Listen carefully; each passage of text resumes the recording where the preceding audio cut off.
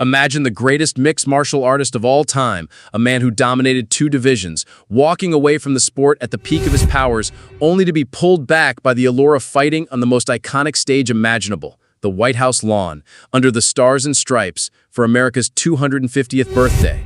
Jon Jones, the enigmatic force who's rewritten the record books, shocked the world again when he retired in June 2025, vacating the heavyweight throne he'd claimed just 2 years earlier. But barely 2 weeks later, President Donald Trump's announcement of a UFC event at the White House on July 4, 2026, ignited something deep within him.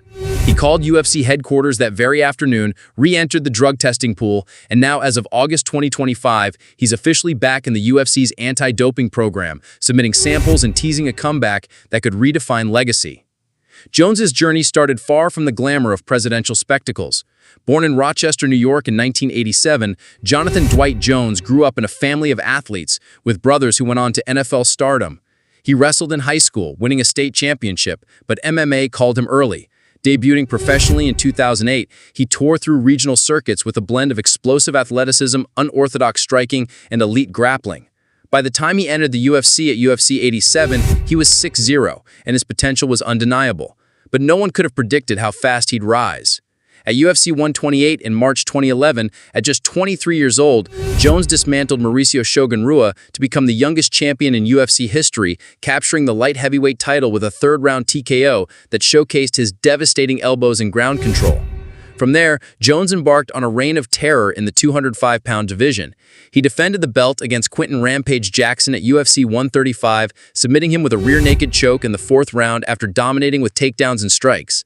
Then came Lyoto Machado at UFC 140, where Jones survived early pressure to lock in a standing guillotine, dropping Machado unconscious in one of the most iconic finishes ever.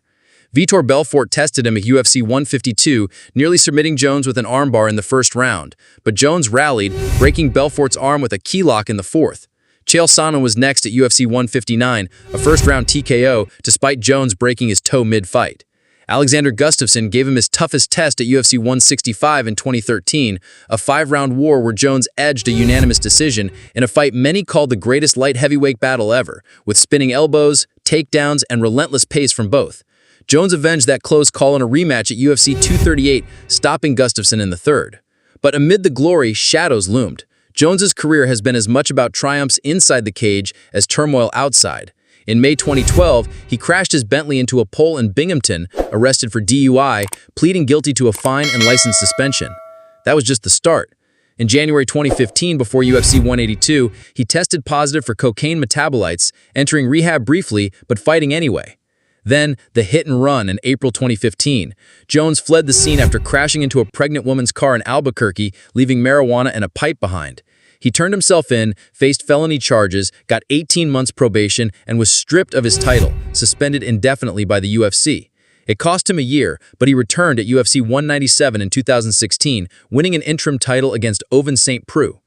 Doping scandals deepened the controversy. Before UFC 200, Jones tested positive for clomiphene and letrozole, anti-estrogen substances, leading to a 1-year suspension. He claimed tainted supplements, but the damage was done. Returning at UFC 214 in 2017, he knocked out Daniel Cormier with a head kick to reclaim the title, but it was overturned to a no contest after testing positive for turinabol, earning him a 15-month ban. Another positive for turinabol trace in 2018 moved UFC 238 from Nevada to California.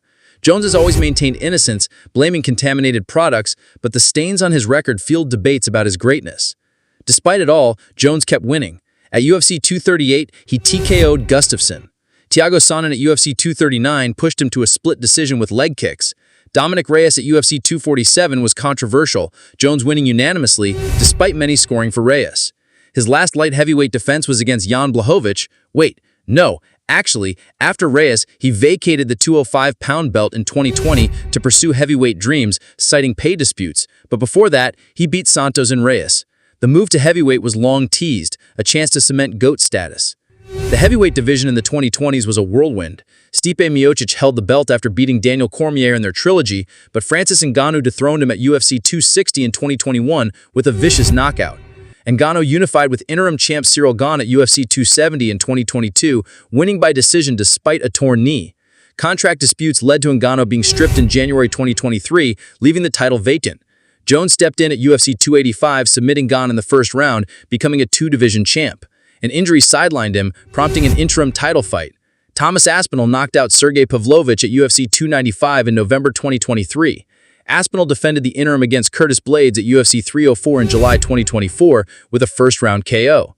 Meanwhile, Jones finally defended the undisputed title against Miocic at UFC 309 in November 2024, winning decisively. UFC matchmaking politics played a big role here. The organization prioritized Jones versus Miocic, a legacy fight between the greatest light heavyweight and the most successful heavyweight, despite Aspinall's dominance. Fans and media criticized it as holding up the division, with Aspinall forced to wait or fight interims while Jones healed and prepared. It's classic UFC, balancing star power, pay-per-view draws, and narratives over pure meritocracy. Ranking shifts saw Pavlovich rise then fall, Blades consistently top 5 but unable to break through. Gane rebounding after losses.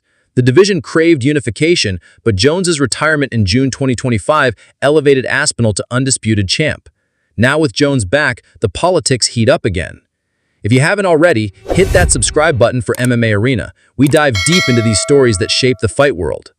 Jones's return sparked a firestorm. On X, formerly Twitter, Daniel Cormier vented on his YouTube, "You walked away with the belt. Don't keep rolling around and playing with our emotions and the fans' emotions because you know they want to see you fight. So, you either fight or you hit the door." Fans echoed the sentiment. One user at Chicken Man Money celebrated, "The UFC has been saved. Jon Jones is now officially back in the UFC anti-doping test pool. To all the haters out there, FFFF." Others were skeptical, like at Dovisimu MMA, highlighting DC's frustration. Dana White confirmed on the Full Send podcast, he's back. He called and said, "Hey, I want to get back in the pool." Jones himself posted, "To be able to entertain the country and the world at this level at the White House means the world to me. I'm back." Media buzzed, with MMA Fighting noting his quick reversal after Trump's announcement. The prospect of Jones at the White House card has fighters lining up, but he insists it's about representing America, not the opponent.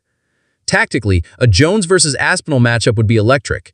Jones, at 6'4" with an 84.5-inch reach, uses distance management masterfully, poking with jabs, low kicks, and clinch work to set up takedowns. His wrestling base allows chain takedowns, transitioning to ground and pound or submissions. Aspinall, at 6'5" with a 78-inch reach, brings blistering speed for a heavyweight, knockout power in both hands, and improved grappling, as seen in his Blades finish. Jones might look to clinch early, wearing Aspinall against the fence, using dirty boxing and trips. But Aspinall's footwork could evade, countering with combinations and knees. If it hits the ground, Jones's top control is legendary, but Aspinall's scrambles and submissions add danger. Significance? Unifying the belts, settling GOAT debates, and boosting the division's momentum post-Ngannou era. Or Jones versus the Aspinall-Gane winner at UFC 321. Gane's kickboxing versus Aspinall's all-around game promises fireworks, with the victor facing Jones in a dream scenario. The White House event looms as a spectacle unlike any other. Picture the octagon on historic grounds, fireworks overhead, Jones striding out to represent the pinnacle of American combat sports. He's the longest reigning champ, youngest title holder, defeater of more champions than anyone. Controversies aside, his skill is unmatched. Will he reclaim the throne? Or has time caught up? The fight world waits, breath held, for Bones to rise again.